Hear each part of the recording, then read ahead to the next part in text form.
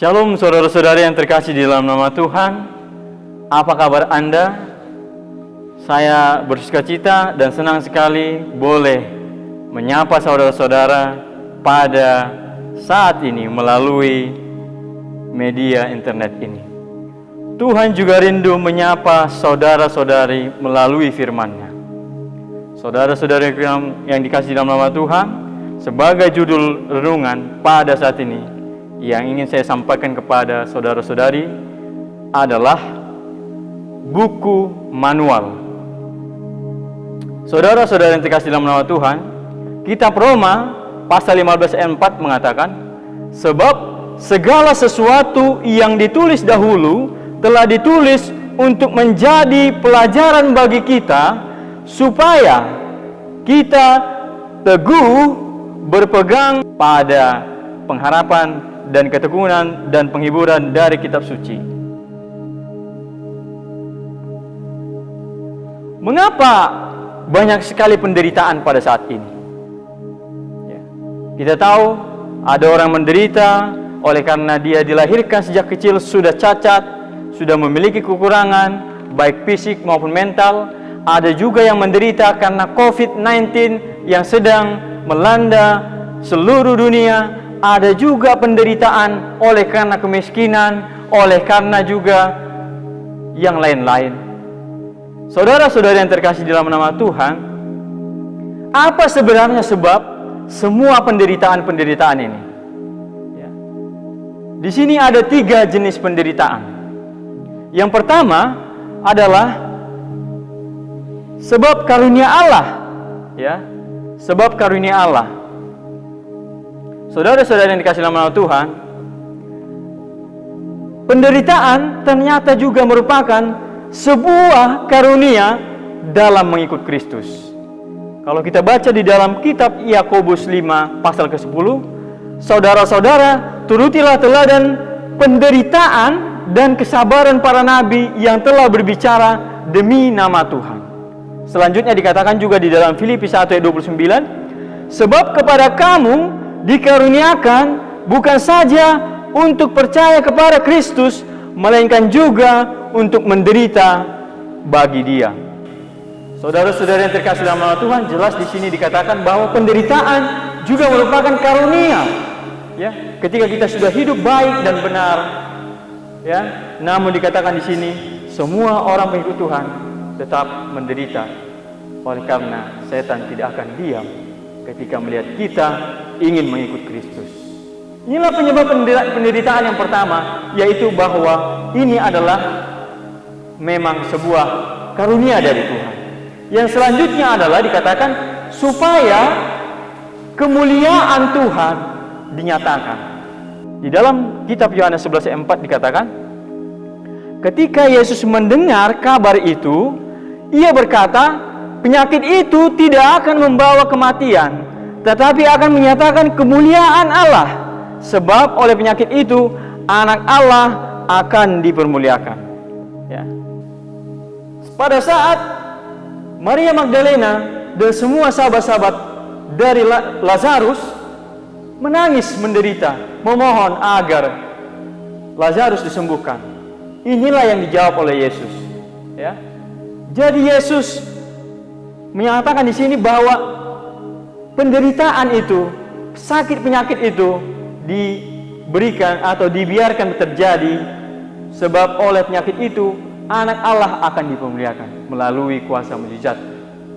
Yang selanjutnya maka tersiarlah berita tentang Dia di seluruh Syria dan dibawalah kepadanya semua orang yang buruk keadaannya, yang menderita berbagai penyakit dan sengsara, yang kerasukan, yang sakit ayan dan yang lumpuh, lalu Yesus menyembuhkan mereka. Yesus datang untuk menyatakan kemuliaan-Nya bagi orang-orang yang menderita penyakit maupun menderita yang lain-lain pada saat itu. Yang pertama tadi dikatakan oleh sebab itu adalah karunia dari Allah. Yang kedua dikatakan karena itu untuk memuliakan Allah. Tuhan ingin menunjukkan kuasa-Nya melalui orang-orang yang menderita. Yang selanjutnya dikatakan bahwa ini sudah dinubuatkan. Ini sudah dinubuatkan. Matius 24 ayat 6, kamu akan mendengar deru perang atau kabar-kabar tentang perang. Namun berawas-awaslah, jangan kamu gelisah, sebab semuanya itu harus terjadi, tetapi itu belum kesudahannya. Selanjutnya dikatakan di dalam Lukas 21 ayat 11, dan akan terjadi gempa bumi yang dahsyat dan berbagai tempat akan ada penyakit, sampar dan kelaparan, dan akan terjadi juga hal-hal yang mengejutkan dan tanda-tanda yang dahsyat dari langit. Ini sudah dinubuatkan bahwa penderitaan harus terjadi. Ya, sebelum kedatangan Yesus sudah dinubuatkan akan ada perang yang tentunya akan membuat kita menderita.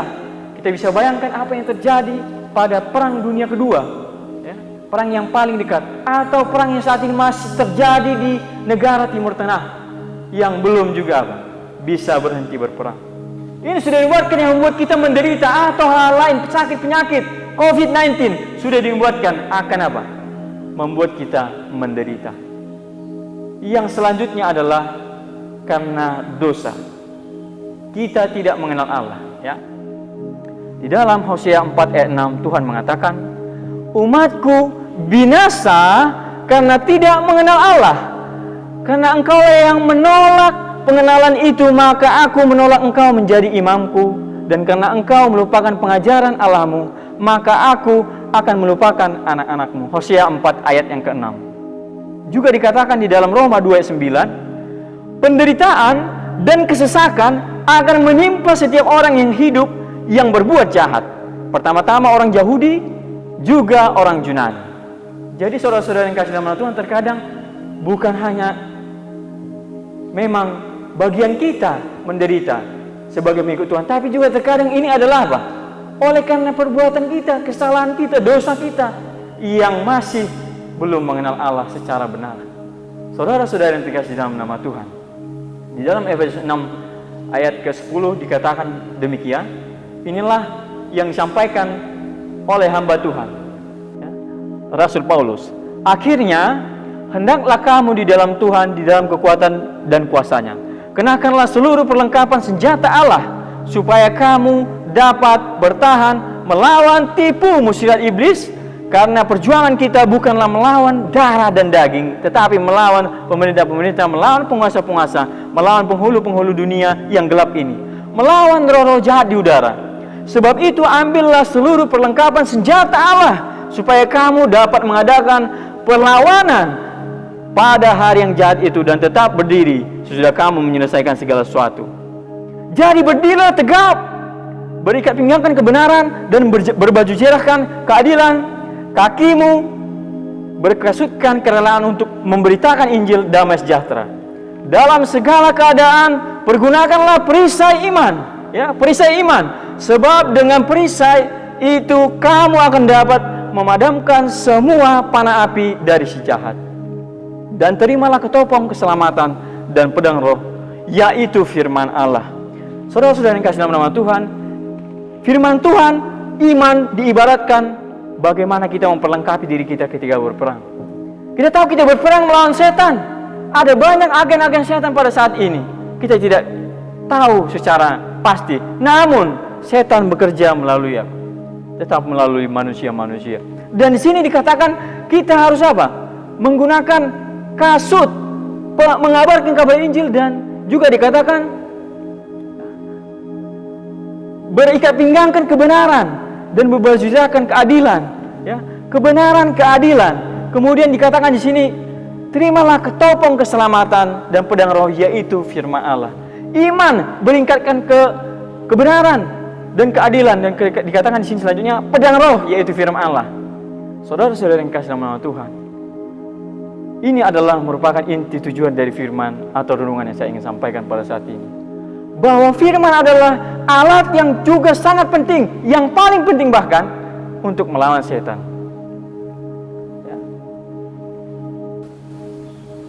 Ya, saya ingin membawa kita semua dalam sebuah ilustrasi.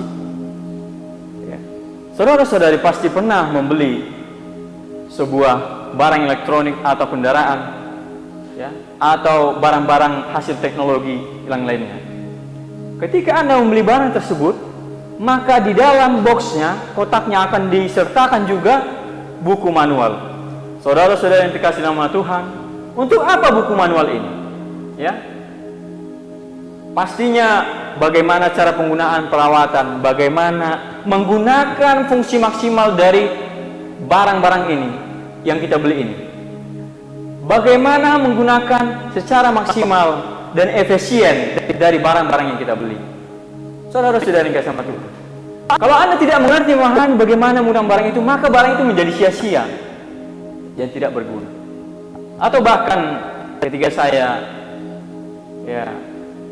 praktek pada waktu SMK di sebuah perusahaan minyak terbesar di Indonesia, yaitu PT Chevron Indonesia. Di sana tidak ada orang yang bekerja tanpa buku manual. Ya, tentunya ini lebih dalam lagi. Ya, kalau saudara membeli mobil, mungkin itu hanya sekedar penggunaan biasa, perawatan biasa. Kalau buku manual untuk mobil, yang untuk memperbaikinya lebih apa? Lebih banyak lagi. Jadi tidak boleh disentuh saudara-saudara, tidak boleh dikerjakan tanpa buku manual. Kenapa? Karena ini adalah apa? Ini adalah rahasia si penciptanya. Ya, inilah cara si penciptanya menciptakan. Ya. Beginilah. Demikian juga saudara-saudara kasih nama Tuhan. Tuhan sebagai pencipta kita mengirimkan sebuah buku, yaitu Alkitab, agar kita juga mengetahui bagaimana hidup yang efisien. Yang Tuhan inginkan agar hidup kita lebih bermakna dan berguna, yaitu Alkitab. Saudara-saudara yang kasih nama Tuhan, kita tahu bahwa ada hamba-hamba Tuhan yang sudah dikhususkan. Sebagaimana para pengguna kendaraan mempercayakan mobil, sepeda motor atau elektroniknya untuk diperbaiki kepada mekanik, teknisi, demikian juga para hamba Tuhan yang sudah diberikan pendidikan yang lebih untuk mengelola atau memperbaiki, melayani bagi kerohanian-kerohanian kita.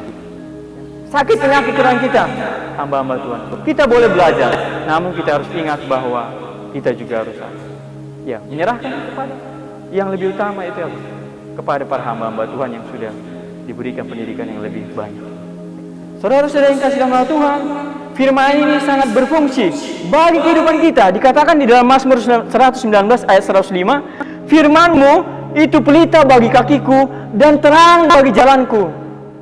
Saudara bayangkan bagaimana gelapnya kehidupan saudara-saudari ketika saudara-saudari jauh daripada Tuhan. Ketika saudara-saudari tidak mengenal Tuhan, ketika saudara-saudari lupa akan firman Tuhan, tidak tahu, tidak paham, maka di sini dikatakan, firman-Mu adalah pelita bagi kakiku dan terang bagi jalanku. Kehidupan kita harus diterangi oleh firman Tuhan. Tanpa ini kita tidak apa? Tidak mendapatkan tujuan. Kita akan tersesat dan akan hilang. Matius 4 ayat 4 dikatakan, tetapi Yesus menjawab, ada tertulis, manusia bukan hidup dari roti saja, tetapi dari setiap firman yang keluar dari mulut Allah. Saudara-saudara yang dikasihi nama Tuhan, sudah jelas di sini dikatakan, kita juga perlu apa? Makanan rohani, yaitu firman Tuhan. Bagaimana kita hidup tanpa apa? Makanan bagi rohani kita. Sebuah sepeda motor, mobil tidak bisa berjalan tanpa ada apa? Bensin. Begitupun kita. 2 Timotius 3 ayat yang ke-16. Segala tulisan yang diilhamkan Allah memang bermanfaat untuk mengajar, untuk menyatakan kesalahan, untuk memperbaiki kelakuan dan mendidik orang dalam kebenaran. Dengan demikian tiap-tiap manusia kepunyaan Allah akan diperlengkapi untuk setiap perbuatan baik. Saudara-saudara yang dikasihi dalam nama Tuhan, ini jelas dikatakan bahwa kita akan dinyatakan kesalahannya, diajar di dalam kebenaran, memperbaiki kelakuan kita. Pernahkah Anda bayangkan ketika Anda atau seseorang yang Anda kenal ingin bertobat tetapi tidak tahu mau berbuat apa? Inilah dia jawabannya. Firman Tuhan yang akan menuntun kita untuk damai, sukacita dan sejahtera. Untuk apa lagi firman Tuhan ini selain sebagai terang bagi kehidupan kita? Dikatakan, kuduskanlah mereka dalam kebenaran, firman-Mu adalah kebenaran. Yohanes 17 ayat 17. Saudara-saudara yang kasih nama Tuhan, Firman Tuhan berfungsi untuk menguduskan saudara. Semakin Anda suka membaca Alkitab, semakin Anda ditarik kepada Tuhan. Semakin Anda menyadari dosa Anda, namun itu membawa Anda lebih dekat kepada Tuhan. Saudara-saudara yang kasih nama Tuhan, dikatakan, sebab ada tertulis, kuduslah kamu, sebab aku kudus. 1 Petrus 1 ayat 16. Firman Tuhan untuk menguduskan, karena Tuhan adalah kudus, maka kita juga harus kudus sebagai umat-umatnya. Sebagai calon pewaris kerajaan surga, kita harus kudus. 2 Petrus 1 ayat 21. Sebab tidak pernah nubuat dihasilkan oleh kehendak manusia, tetapi oleh dorongan Roh Kudus, orang-orang berbicara atas nama Allah. Yang menuliskan adalah Rasul Paulus, Yohanes, Lukas, Matius, Daud, Salomo, atau Musa dan yang lainnya. Namun saudara-saudari, ini bukanlah seperti akal-akalan mereka atau pikiran biasa manusia yang sia-sia. Ini adalah pikiran yang sudah didorong oleh Roh Kudus. Inilah Tuhan yang paling jelas berbicara kepada saudara-saudara. Kalau saudara ingin mendengar suara Tuhan seperti Tuhan berkata kepada Musa, atau seperti Tuhan berkata kepada Yunus, atau kepada hamba Tuhan lainnya, atau seperti Paulus dan yang lainnya, ini sulit saudara. Untuk menjadi seperti Elia bercakap dengan Tuhan, ataupun juga seperti Henok bercakap dengan Tuhan, kita perlu taraf hidup yang lebih tinggi. Mudah-mudahan Tuhan boleh berbicara secara langsung kepada kita melalui Roh Kudus-Nya. Namun saudara-saudara yang kasih dalam nama Tuhan, ini adalah saat Tuhan di mana Dia berbicara jelas dan terang melalui firman-Nya, melalui hamba-hambanya. Jadi ini bukanlah sebuah kitab yang dikarang-karang. Ini adalah kitab yang diinspirasikan oleh satu oknum, yaitu Tuhan kita. Ya. Molo halak Batak, ya. Molo ning BGO mudo ton diperbadia secara langsung ago taheyamang. Ton diperbada do na jot ro tunggu tahun. Alai molo tajaha bibelon. Dengan jot ta jaha terbuka rohata pikirata boy mahita majalo ton diperbadia dot masih tongana. Jadi saudara-saudara yang kasih nama Tuhan, firman Tuhan adalah sangat penting bagi orang saudara-saudari. Inilah alat-alat ketika saudara tidak mengerti firman Tuhan, mengerti Allah, maka saudara akan sesat. Bisa saja hidup saudara tidak efisien, tidak maksimal. Mungkin Tuhan punya rencana baik besar bagi Anda, namun Anda gagal dalam mencapainya. Dikatakan di sini kan, apabila kamu bertemu dengan perkataan-perkataanku, maka aku menikmatinya. Firman-Mu itu menjadi kegirangan bagiku dan menjadi kesesakan hatiku, sebab nama-Mu telah disuruhkan atasku, ya Tuhan Allah semesta alam. Yeremia 15 ayat 16. Saudara-saudara yang kasih nama Tuhan, kalau Anda betul-betul meniatkan diri untuk membaca firman Tuhan, Anda akan bahagia, Anda akan bersuka cita. Amin. Tentunya saudara harus membaca dengan cara yang benar. Ya, ada step-stepnya. Anda harus berdoa, menyerahkan kepada Tuhan, dan juga meminta bimbingan kepada hamba-hamba Tuhan. Ini menjadi kesukaan, kegirangan. Ya, saudara-saudara yang kasih dalam nama Tuhan, Roma 15 ayat 4 dikatakan tadi, sebab segala sesuatu yang ditulis dahulu telah dituliskan untuk menjadi pelajaran bagi kita, supaya kita teguh berpegang pada pengharapan oleh ketekunan dan penghiburan dari kitab suci.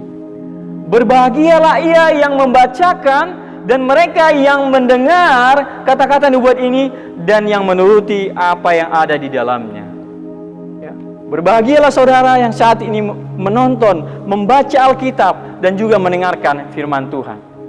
Ya, dikatakan di sini, dan yang juga menuruti apa yang tertulis di dalamnya, melakukan. Ya, ada 3 saudara.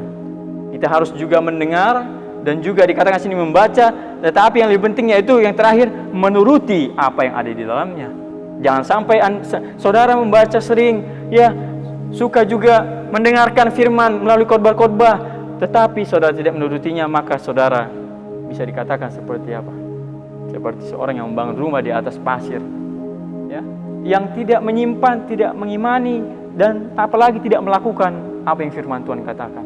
Ya, tetapi jadilah Orang bijak yang bangun rumah dari batu, ketika dia mendengar firman Tuhan itu, dia menyimaknya, dia mengingatnya, menyimpannya dalam hatinya, dan melakukannya dalam kehidupannya. Sehingga itu boleh tertanam teguh di dalam kehidupan kita.